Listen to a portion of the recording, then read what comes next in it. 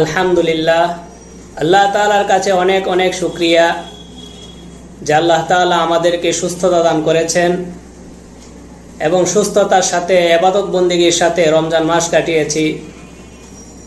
রমজান মাসের পরে আরেকটি গুরুত্বপূর্ণ মাস হচ্ছে শাওয়াল মাস। আর শাওয়াল মাসের মধ্যে একটি গুরুত্বপূর্ণ আমল রয়েছে, সেটি হচ্ছে 6 দিন রোজা রাখা, শাওয়ালের 6 রোজা। আজ আমরা শাওয়াল মাসের 6 রোজার গুরুত্ব এবং ফজিলত সম্পর্কে জানব।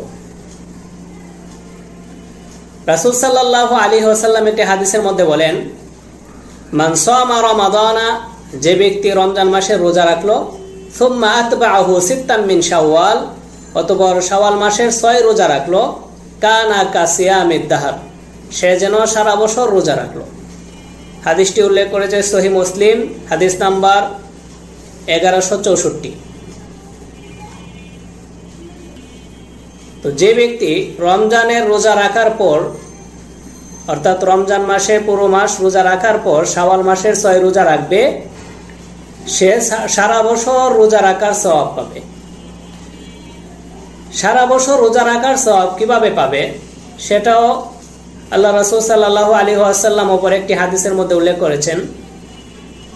রাসূল সাল্লাল্লাহু আলাইহি ওয়াসাল্লাম বলেন, সিয়ামু শাহরি রমাদানা বিআশারাতি আশহুরিন, যে রমজান মাসের রোজা রাখা এটা হচ্ছে 10 মাস রোজা রাখার সমতুল্য।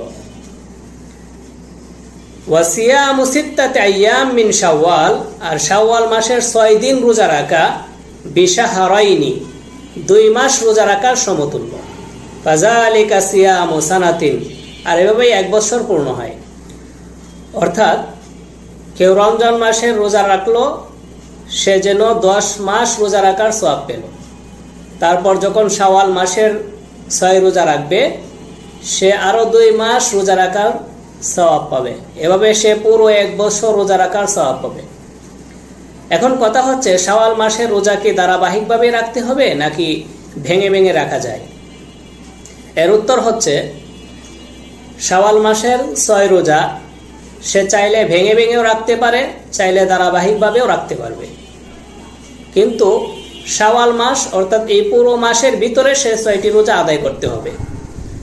আল্লাহ তাআলা আমাদেরকে শাওয়াল মাসের 6 রোজা রাখার তৌফিক দান করুন, আমিন।